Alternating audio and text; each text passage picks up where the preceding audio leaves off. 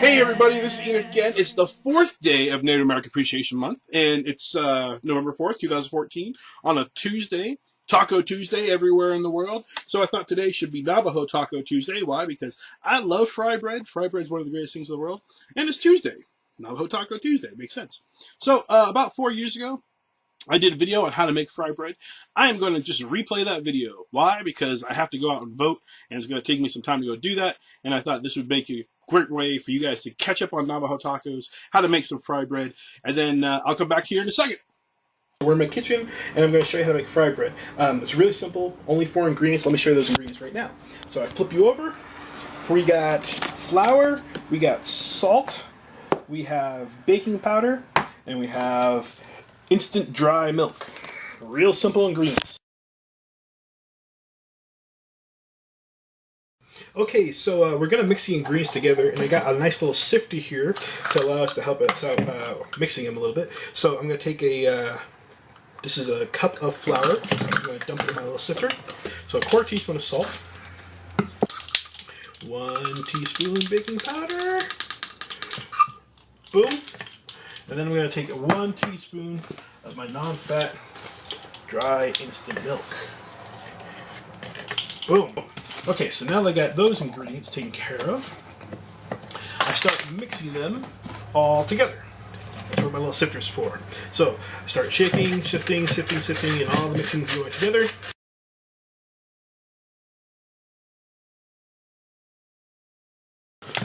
After I've sifted it, I take a half cup of water, and I sprinkle it on top. So let me just get my water. So I got my water, pouring it over. And now I mix it and stir it together with a fork. You gotta use a fork, okay? Now, here's the thing. You don't want to knead it. The more you knead it, the more the dough gets kneaded, the harder it gets inside of the pan. And you don't want to get really hard. You want this to be rather nice and fluffy and taste really good. But so you don't want to knead it because it's just going to have these really hard clumps inside of it. So you want to mix it together with a fork. Now, you mix it up together with your fork until it turns into a ball. A nice little ball, okay? Now, here's a trick. Once again, we don't want to knead because if we knead, we're going to make some hard spots that we don't really want to have. So, what we do is get our hands dirty. Take some flour. We're going to cover our hands with flour, okay? So, take some flour, we just put it nice over our hands. So our hands become covered with flour. We take a little ball, we dump it out onto the table.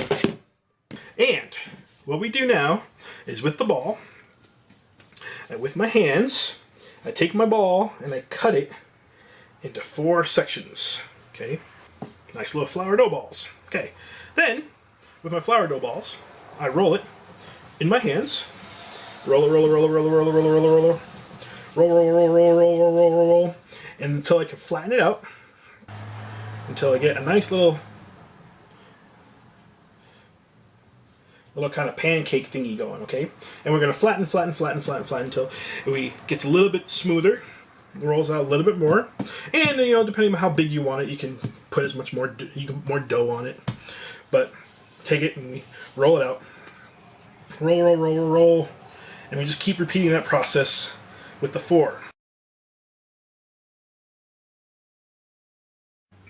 I got my nice little cast iron skillet going here, and the question is and I got some vegetable oil inside of it, but the question is how do you check to see if the skillet itself is hot and ready for you to be able to cook on?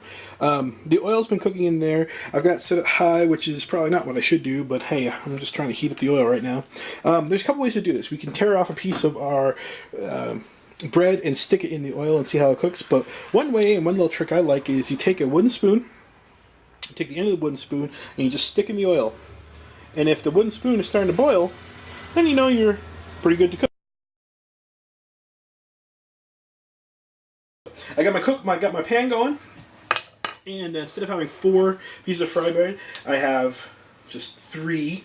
So I'm going to take my flat little fry bread pancakes, and I'm going to stick them in the oil. And as I do that, they'll start to boil and bubble. So let me do 2 of those right now. give you a flip over so you can see what they look like. And as you see, they're cooking really quickly, so it doesn't take very long for these suckers to cook up. And as you're there, you just want to kind of flip them over. Make sure that they're being able to have that. Since I don't want them to stay in there very long, I'm going to take them, stick them on my plate. Golden, golden, golden brown, golden brown, golden brown. Stick them on my plate. I have my one big thing here. This is like a lunch size or dinner size. Throw that in there. You know, as soon as you put it in there, that puppy starts cooking. It starts boiling. It starts heating up, which is nice, right? And you don't have to keep him in there very long. So once he's on one side, take it. You can flip it over to the other side. Careful not splitting yourself. And make sure they're golden. So you want to keep them in there so they're golden. You see that they cook pretty fast, right? It's not taking all that long. So cook it up so it's golden brown. A little bit longer, a little bit longer, a little bit longer. Take it off. Put it back on my plate. Pretty golden brown that is. Make sure you turn off your oil. And that's it. That's how you cook fry bread. And that's it. It's as simple as that to make fry bread. One of the greatest, simplest devices in the world. Something that's super easy to make. Something that tastes really good, especially with, you know, meats like tomatoes, cheeses, like if you put a taco on it. Or you can just do it like a dessert, put powdered sugar on it and eat it that way. Or jellies, jams, whatever you want to put on it. Fry bread is one of the most versatile and greatest tools that we have in our tool belt to make a really fun and easy meal. Go out, make your own Navajo tacos. Pop me some videos, show me some pictures. I'd love to see it. And always remember, during Native American Appreciation Month, go out and hug yourself a Native American. I'll see you tomorrow.